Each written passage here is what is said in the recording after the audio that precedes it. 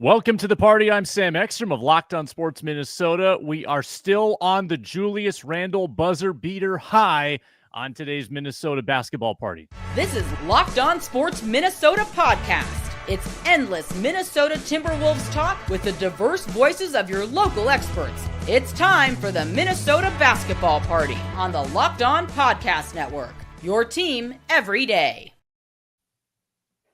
What's up? It's Wolves Talk every Wednesday here on Locked On Sports Minnesota. Thanks a lot for joining us. We're part of the Locked On Podcast Network, your team every day. Thanks for making us your first watch or listen today. For your second one, check out Locked On Wolves. Great daily Wolves content with Locked On Wolves host Ben Beacon. Find the audio of our show on the Locked On Wolves podcast feed wherever you get your podcasts. Wolves have been off for the last 3 days. It's kind of nice when you hit an epic buzzer beater and you get to bask in it for like 4 days. That's still where we're at as we review that. We'll go back in time to where the Wolves had struggled a bit. And we got a lot of topics that our hosts are going to tell us about in our opening tip. I'm Jack Borman, co-host of the Locked On Wolves postcast with my man Luke Inman. And I'm going to talk a little bit about why Julius Randle's buzzer-beating three draws attention to an interesting trend that we've seen with the Timberwolves so far this season. Are you not entertained? Viewership is down in the NBA. Julius Randle's like, push off, travel, doesn't matter. Count the buzzer beater. And I want to talk about if the Wolves, because we predict the week every week, if the Wolves can shock the world and do something nobody's expecting them to do. I think I know where you're headed there, Ron. And I will take a peek into how the Knicks are doing with Karl Anthony Towns. How's the cat experience in New York? Lots of ink is being spilled about cat with the Knicks. That's all coming up on today's Minnesota basketball party, which is brought to you by Prize Picks. Download the Prize Picks app today. Use code LOCKEDONNBA. Get $50 instantly when you play $5. You don't even need to win to receive the $50 bonus. It's guaranteed.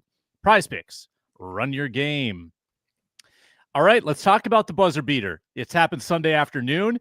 I'm still watching it back, guys. I'm still watching the highlight back. Ingles on the sideline, looking around, trying to get it to Ant. Can't get it to Ant. Barely gets it into Randle. 2 dribbles. Little forearm shiver. Sends Okogie down. Rises up. That slow release made me nervous because I thought the clock was going to run out, and I thought it was very underplayed how close that was to not counting because he released it with 0.1. That almost didn't get off in time. It drops. Building shakes. Jack, were you in attendance for this one? I was not. I was in New York City, so I was not there. But we were watching it nonetheless, and it was pretty spectacular. Take us through your reaction to the way that one closed out. Yeah, I mean, you know, we may or may not have had some action down out there on FanDuel. So we were watching pretty intently, but yeah, I think, you know, for the Timberwolves, this was one of the most maddening games that we've seen from them so far this season, in that it was every single time the Timberwolves got it down to 1 or 2 or 3 points, the Suns would just get it right back to 6, 7, 8, 9, 10 points. And it just was a continuous cycle of that throughout the whole entire game. So I think, you know, when they finally got it back to tied, and then they went ahead on that little Ant bank shot, you're thinking, all right, finally, you know, here we go. And just the way that they were able to stay composed through the final shot of the game, I thought was awesome. And again, it's just goes to show how important it is that you have another guy in Julius Randle that is able to create his own shot. I don't think, you know, for as good as Karl Anthony Towns is, you know, those weren't necessarily situations that you were looking to go to him to see if he could create his own shot. So I think that's one area that Randle certainly, you know, could prove to be an upgrade over the course of the season. But with Randle specifically, you know, I went back and I was looking because Randle had a nice game. Obviously for the Wolves, he had 35 points, he made 5 of his 11 threes. And so I was kind of curious, you know, 11 threes, dang, that's kind of a lot for Randle to take. And so I was kind of curious that, you know, how is the Timberwolves performance kind of rise and fall with how Julius Randle is shooting from 3, and found that, you know, the Timberwolves are 8-1 so far this season when Randle takes at least 4 threes, independent of how many he makes. and they're 0-5 when he takes 3 or less. And so, I've kind of found it to be true going back and watching some film on some of the different, lineups in which he's taken more threes with, and how that's kind of impacted his playmaking. And it really does seem that the film would tell you that the more threes that he's taking, it forces defenses to come out and guard him a little bit more on the perimeter, instead of just sitting back expecting him to drive. And that's when he's able to get that pump and go game going, pump fake, and put the ball on the deck like he did against Phoenix in the second half, and created a ton of great shots for his teammates, and even got a couple of assists to Rudy Gobert inside too, which is what you love to see. And I think that there is a pretty strong correlation between the number of threes that Randle attempts and the number of assists that he has, as well as there's a negative correlation as the threes go up, the turnovers go down. So I think that's just something that will be interesting to watch as the season goes on, because it really does seem like the better the Timberwolves are able to space the floor, whether Nas is at the 5 or Rudy's at the 5,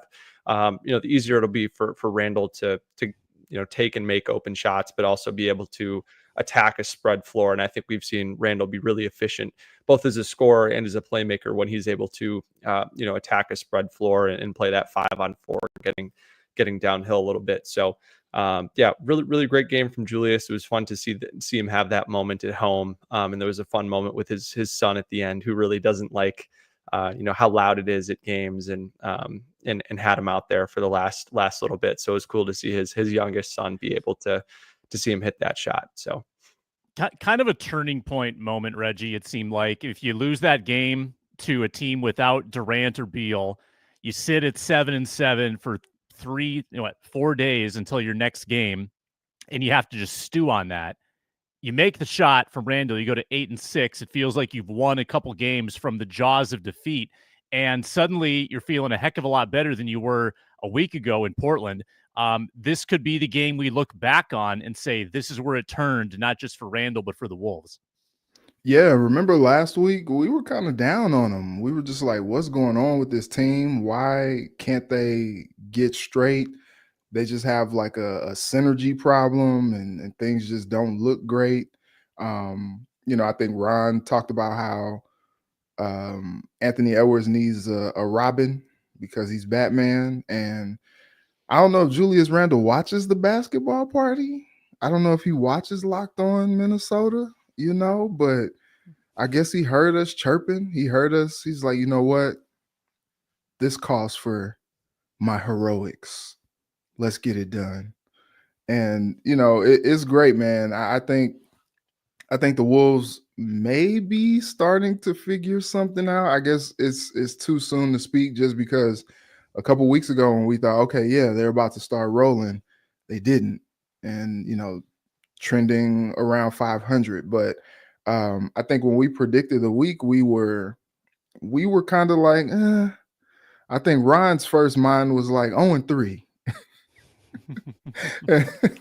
and it ended up being, more like, 2-1. And the Kings game was something. They outlast, De'Aaron Fox's big game, and you're like, okay, all right. It's just always a tough matchup for the Kings when they play the Wolves, but they outlast them. And then the buzzer beater, that, so it just seemed like that was a game that the Wolves were just destined to lose. Like, book goes off, and you're just like, dang, this team just can't get right. And as you said, Sam, that shot and that moment, it could spark something with the team, but they have to be consistent now. They have to keep going.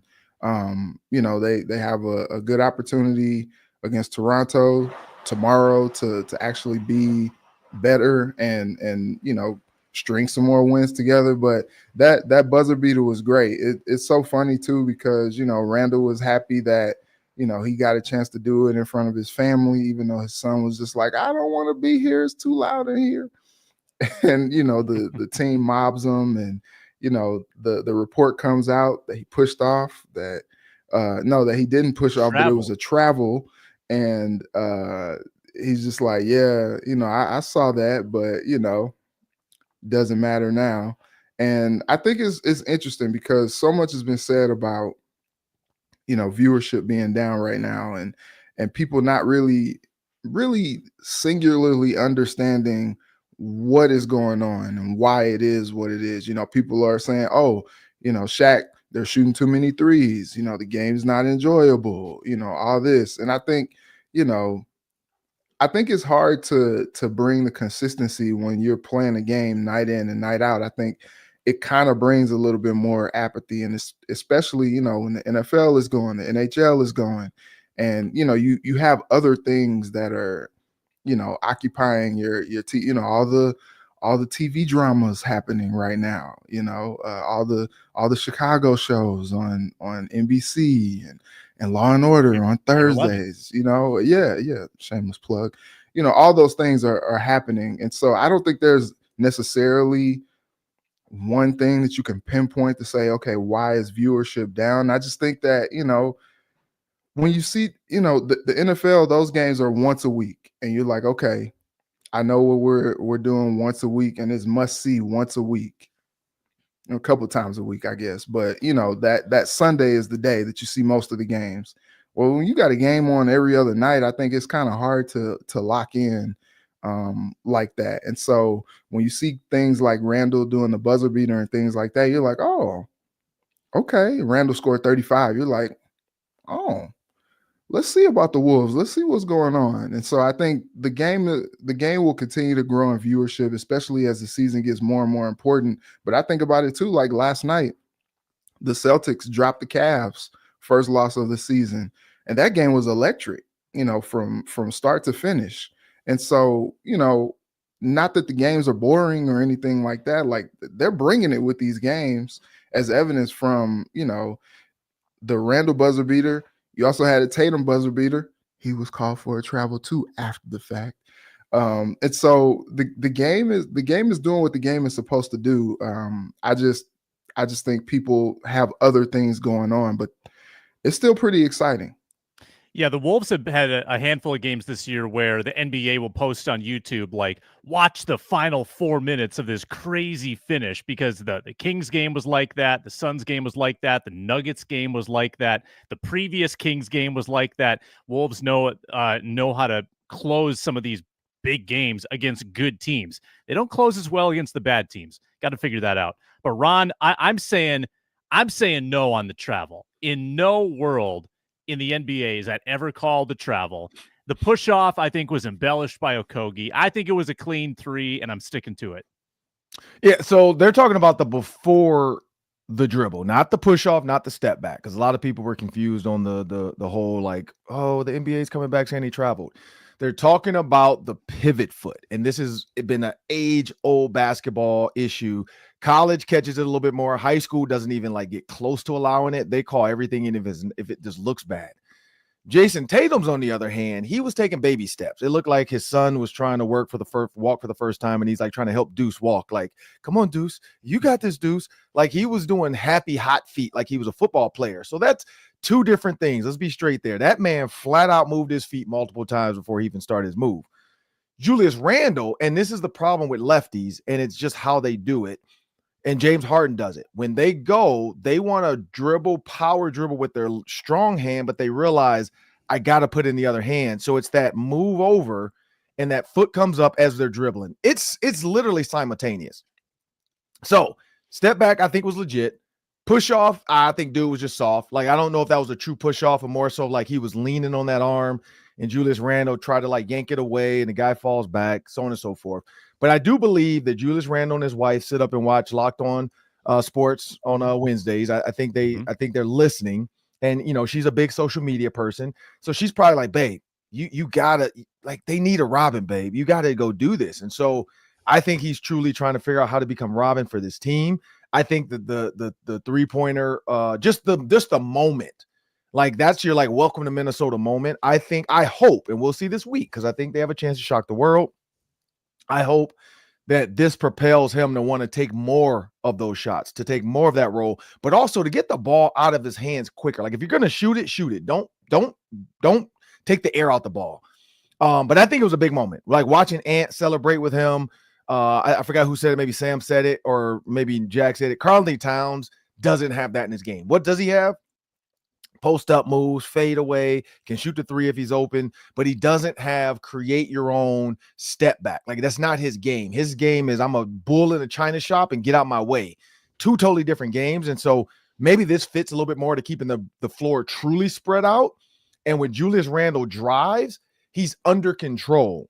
Again, it goes back to like that's his game. He's a little bit more like Joe Ingles back in the day. Like it's just he's a little bit more controlled. And so that's what I liked about what I saw is he wasn't scared of the moment. But I did say this with Sam.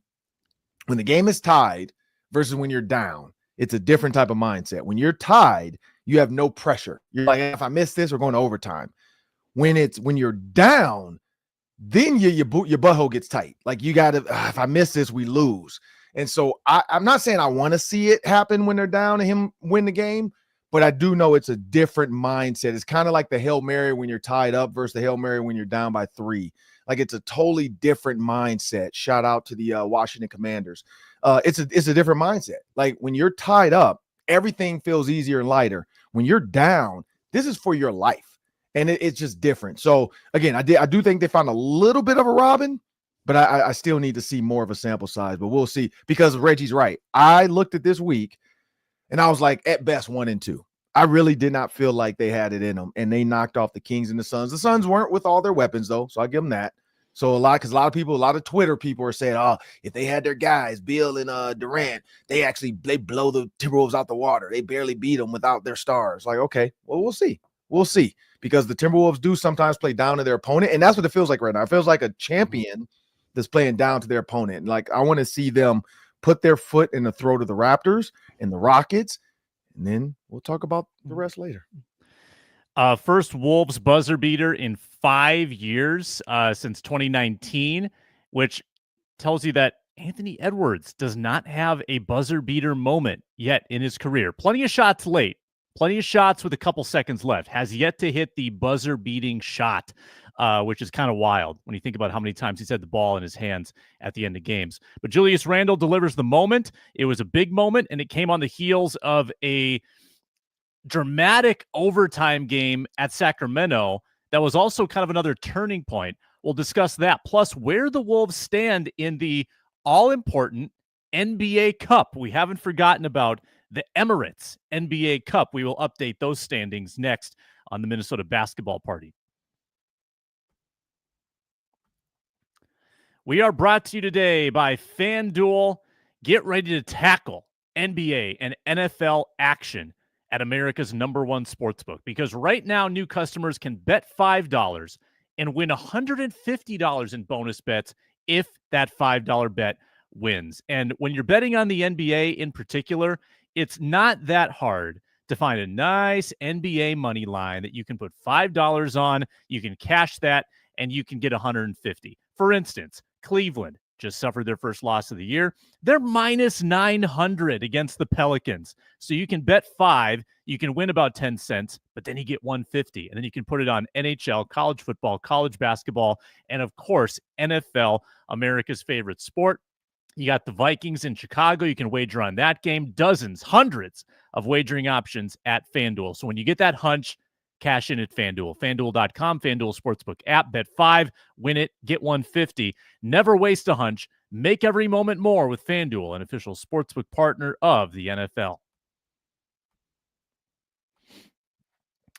We've got a great lineup here. The everydayers know here at Locked On Sports Minnesota. We talk basketball Wednesdays, Minnesota Football Party Mondays and Thursdays. Ron Johnson hosts on Tuesdays and Fridays. All right, turn back the clock to last week. We were sitting here off a Portland loss.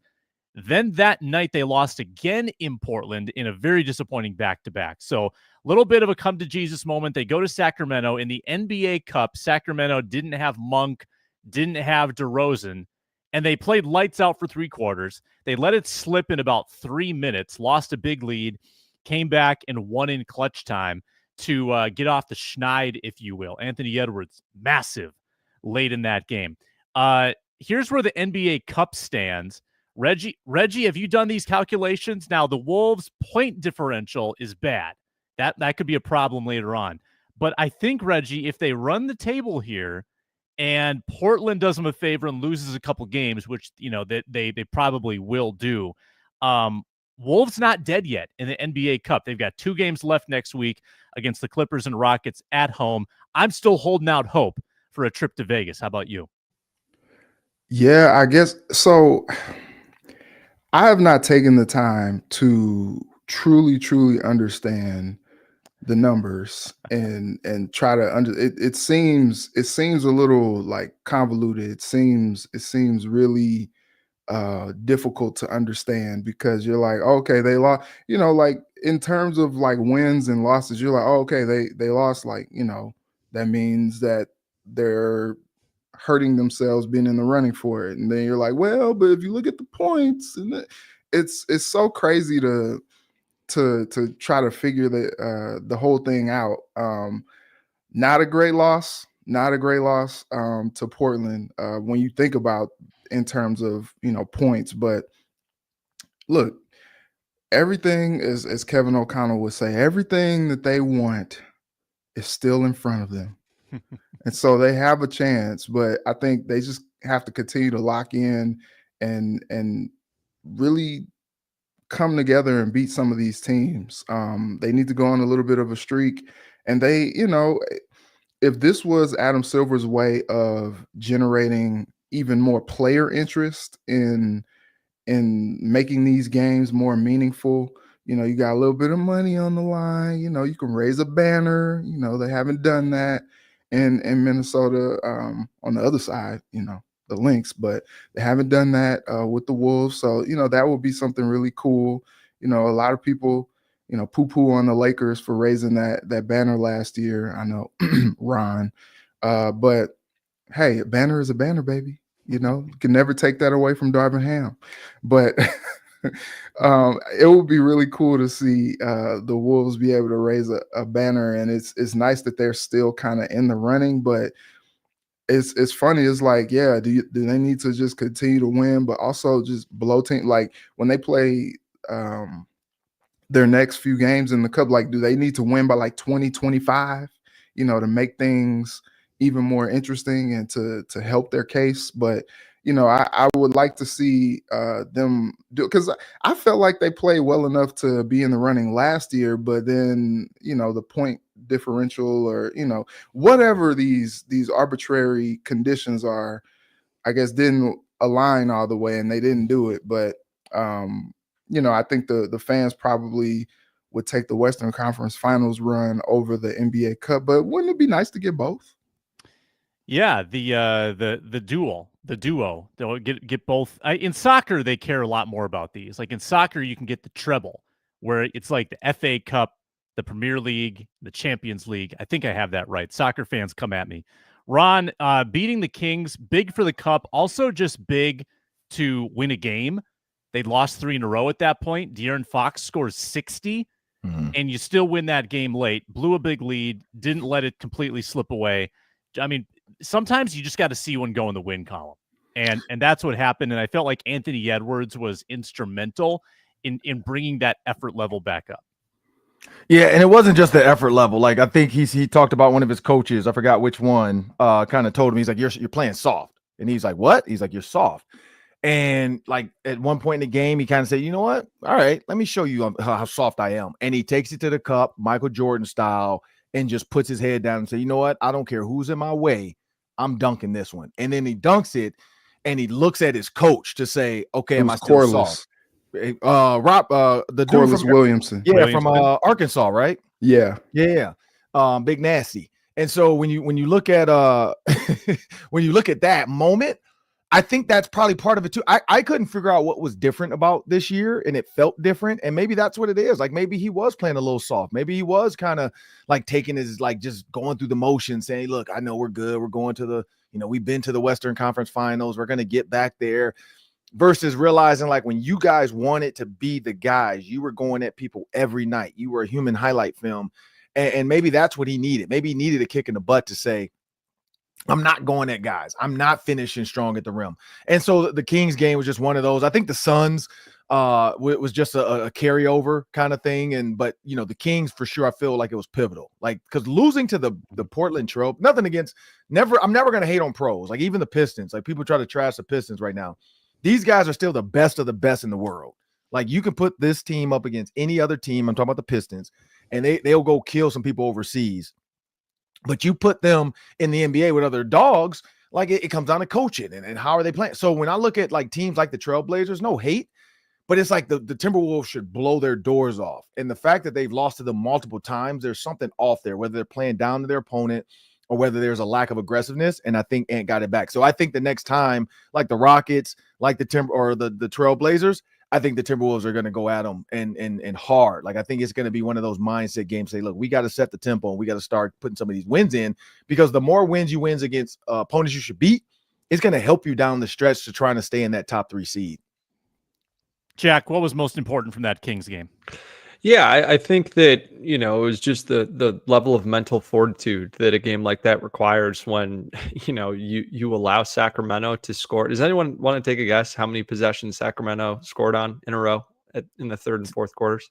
12. It was like 9, wasn't it? It was 11 possessions in a row that they scored. I know I heard somebody tweet about it.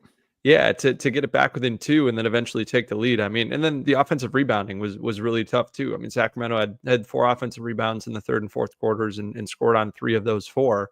And then obviously you don't want to have a game like that need to come down to overtime, but still, I think you have to give the Wolves credit for the way that they've battled against this Sacramento team. It was a really solid, tough team.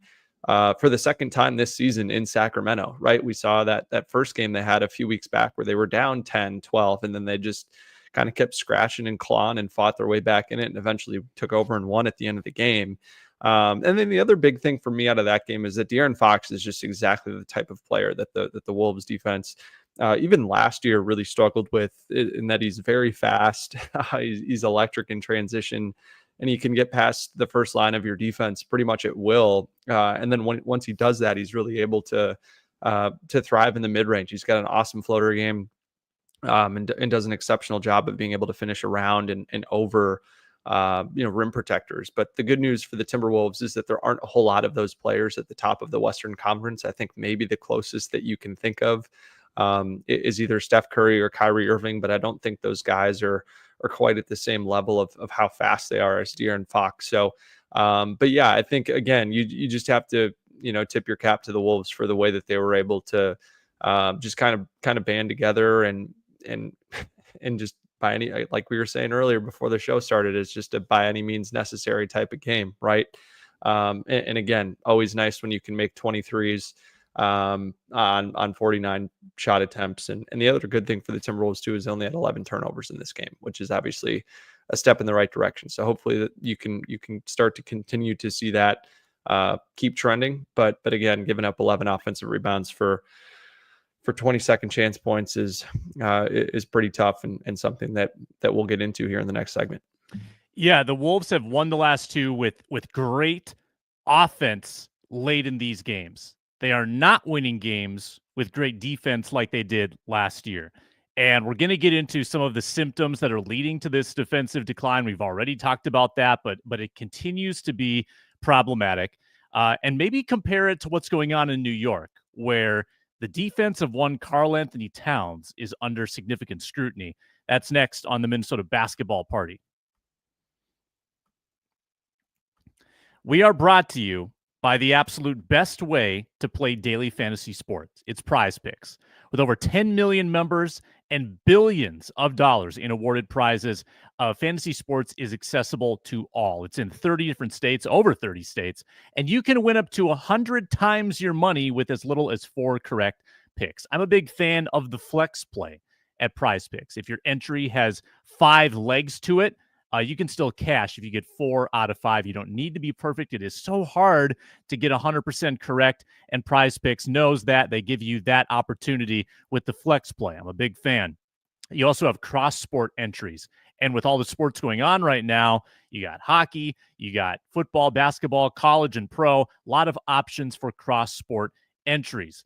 Download the Prize Picks app today. Use code LOCKEDONNBA to get $50 instantly after you play your first $5 lineup. Download the app today. Use code LOCKEDONNBA. Get $50 instantly after you play that first $5 lineup.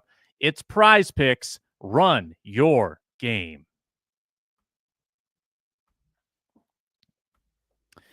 All right, Wolves defense still an issue. I'm sure Jack will give us some of the defensive rating numbers, the lineup numbers, because that's what he does. He's our numbers man.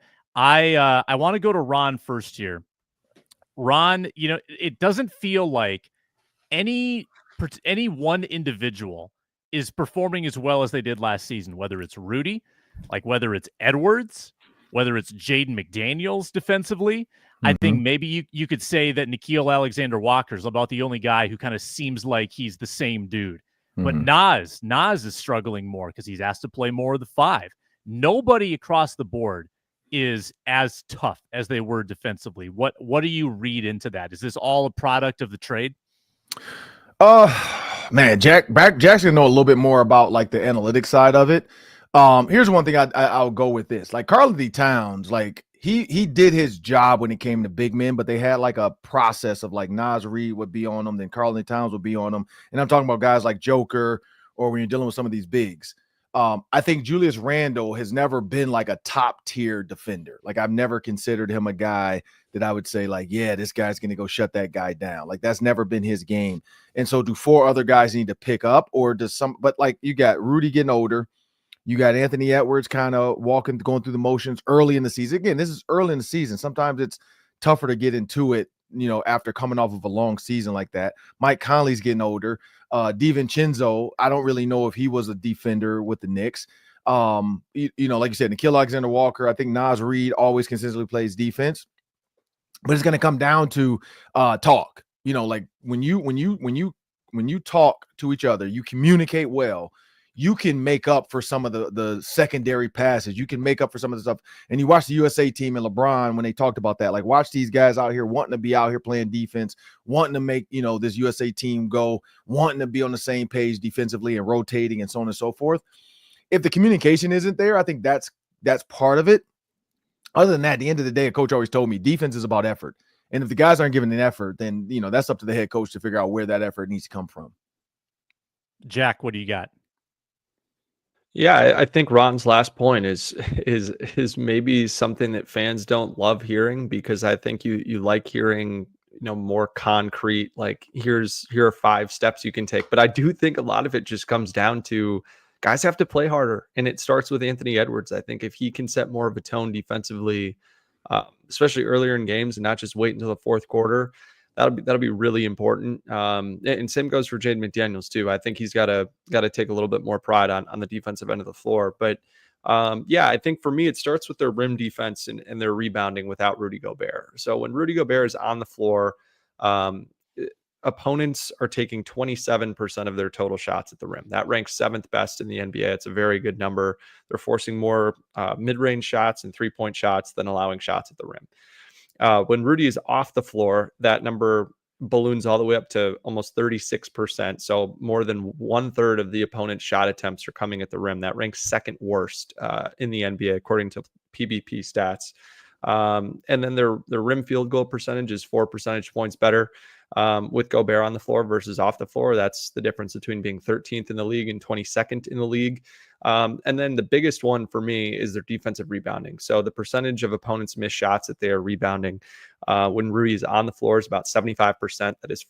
That would be first in the NBA by a good margin. And then when Rudy Gobert is off the floor, it drops all the way down to under 67%, which is 3rd worst in the NBA. So they're not protecting the rim and they're not rebounding when Rudy Gobert is not on the floor. And to me, it just highlights the need that I think that they're going to need to make a move at some point this season before the trade deadline to acquire more help behind Rudy Gobert. I think, again, when you look at, Luka Garza, you could say, oh, well, what about Luka Garza? Well, obviously we know at this point that Luka Garza is much more of a scorer, much more of an offensive rebounder than he is a rim protector or a defensive rebounder. I mean, you could even look at a guy like Rob Williams, who the Wolves just saw in Portland. He was a huge reason why they beat the Wolves in that first of the back-to-back set. I think he's a guy that is going to be very much in demand come February, and is a guy that I think the Wolves should absolutely check in on, especially if that Pistons pick looks like it may have a chance of conveying.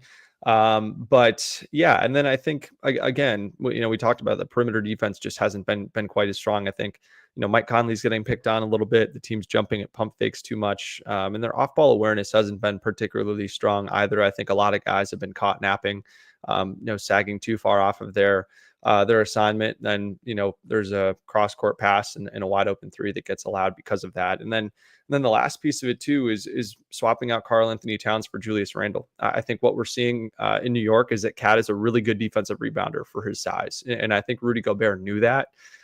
So he trusted that Karl would be able to rotate and protect the rim a little bit, but also be able to rebound when Rudy Gobert would be further up in coverage, up closer to the free throw line and in pick and roll coverage. And when Rudy Gobert was able to play further up in coverage and you have Jaden McDaniels trying to fight over a screen and Rudy Gobert being right there, that's a lot of length. And that keeps guards out of the paint and force them to play, more on the perimeter. And because Randle isn't as good of a rebounder and isn't as good of a rim protector and is only 6'9", I think Rudy Gobert has had to play, a little deeper in the paint, hasn't been able to be up in coverage as much. And so as a result, we've seen guards that are really good with floaters, kill them. I think we saw that in the last two games. We saw it with Fox against Sacramento, and we saw it with Tyus Jones in that Phoenix game on Sunday. And so, the problem then too is like, all right, if Rudy Gobert is going to be having to come up a little bit further, it's just going to put more pressure on the Wolves defenders that are defending guys in the corner, and then you're going to be asking Julius Randle to do even more defensively when he hasn't been particularly good. Even just, hey, can you focus on the guy that you have in the corner, not fall asleep off the ball and give up open 3-point shots? So that'll be interesting if that can improve. I'm pretty skeptical of that, but I think again, when you look at the Wolves do still have Gobert, McDaniels, Nickeil Alexander-Walker, Anthony Edwards, and Dante DiVincenzo, and even Naz Reid too, who are all pretty good defenders. So I think with Naz especially, it'll just be can he morph a little bit back into a 5 rather than the 3 and the 4 type of player that we've seen the last couple of years and be better at protecting the rim? Because if not, I think they're going to need to make a move to go acquire a guy that can do a better job of that. You said something a while ago, Jack, that piqued my interest. The Pistons pick. Top 13 protected this year. The Wolves own it. The East is terrible. There are 11 teams in the East that are below 500, and that puts the Pistons in playoff position. And if they make the playoffs, if they stayed in the 7th seed, long way to go. They may opt to sell and tank. It may not happen, but it's looking more and more legitimate. Like the Wolves may actually get a first-round pick this year from the Pistons, which is kind of remarkable. They're sitting at 7-9. And the East is not exactly running away. There's 11 of the top 15 teams in the NBA are in the West right now. That's bonkers. So just wanted to make mention of that. It's kind of interesting. Reggie, final thoughts on the defense. Yeah, I think Jack's point was spot on as usual, but it's so funny because last year we saw that whole Twin Towers experiment get worked to perfection because Rudy was able to play free safety and Cat was the cornerback, if you will, where he was able to kind of, do what he does. And Rudy's that last line of defense, okay, yeah, if something gets by, I got us. And now it's interesting. Now that there's the separation there, you kind of see what you see from the Timberwolves defense kind of falling off a little bit.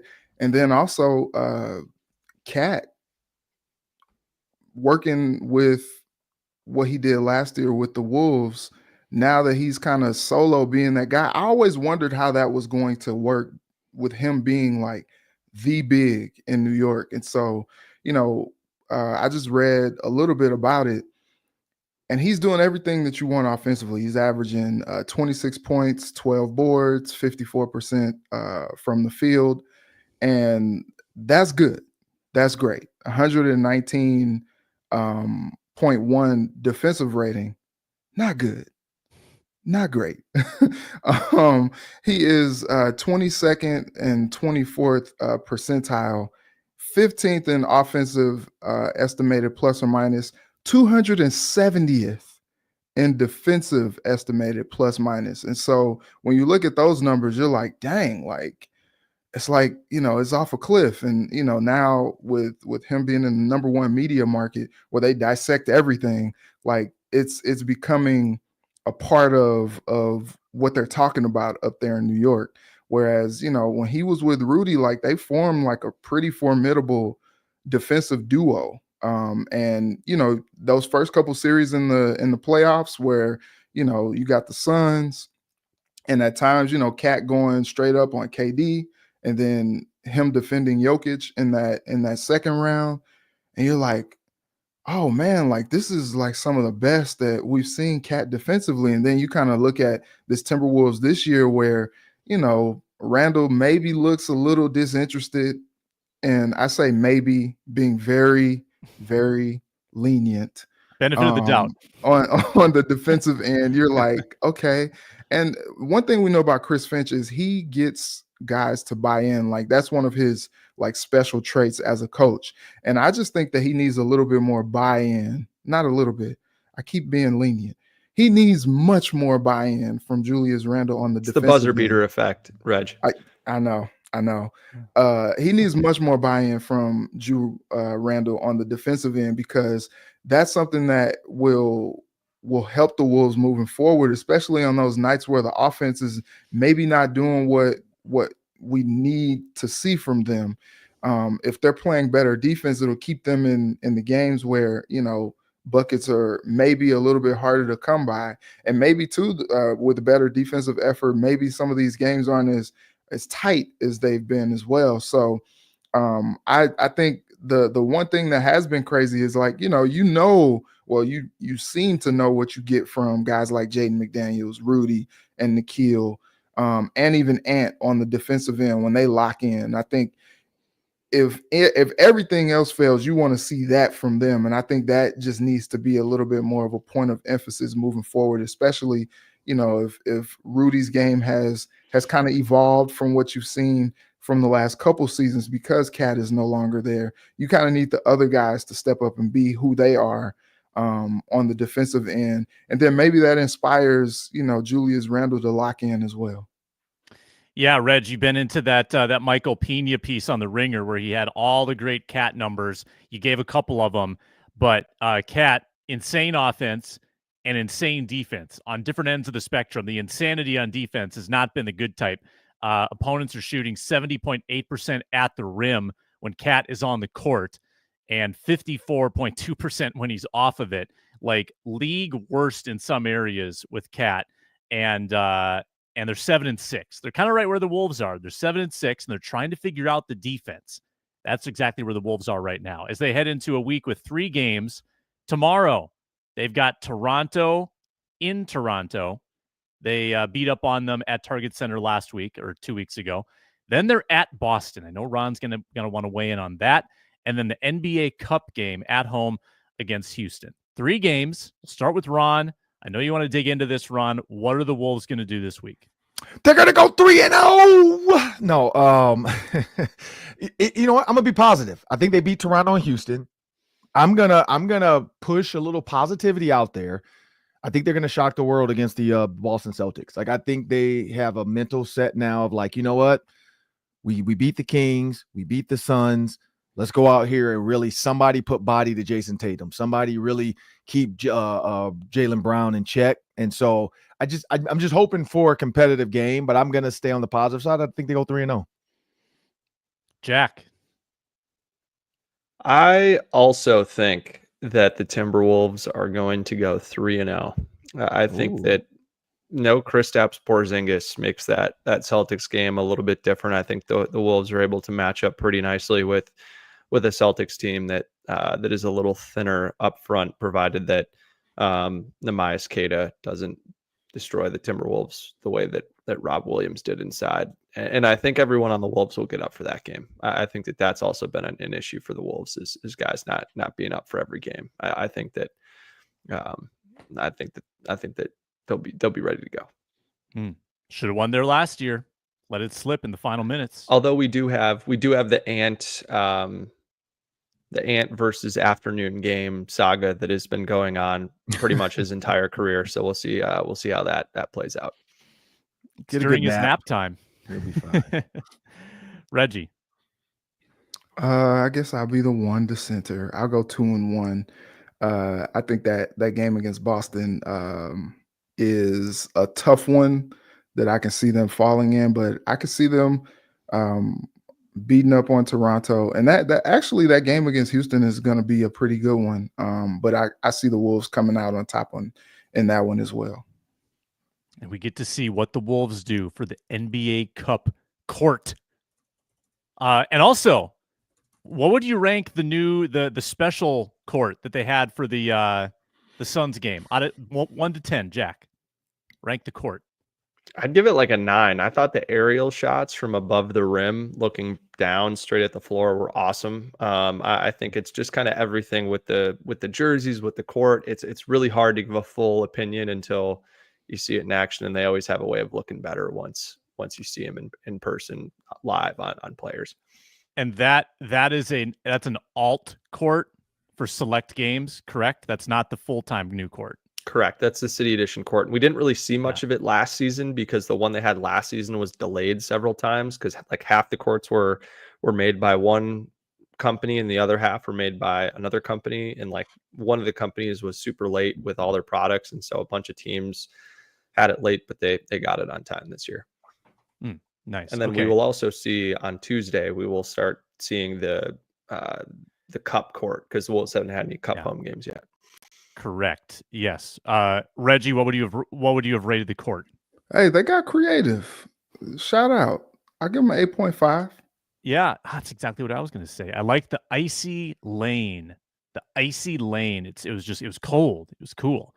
Ron, do you have a court opinion for us? Yeah, I mean, so I'm looking at it now, and I see what they're doing with the cups under the rim and then the cup in the middle of the court. You know what? It's not the worst, so I will give them an 8. Like I've seen some horrible ones that just are eyesores. This one actually is pretty clean, and I do like the word icy. Like it feels a little icy. Like it's clean. It's not a whole bunch to it. Some of those other ones are just like, oh, turn my TV off. So this one, like I've seen some highlights. I've seen people post pictures of it. I will say, like, I'll give it an 8. Did they waste all of their court creativity on that court? Will they have any left for the NBA Cup court? That's my question. We'll find out on Tuesday. Minnesota Basketball Party. We do this on Wednesdays with our panel of experts. Thanks a lot for watching, listening, commenting, and subscribing at Locked On Sports Minnesota. We appreciate that. For Jack, Ron, Reggie, I'm Sam. We'll talk to you next week on the Minnesota Basketball Party.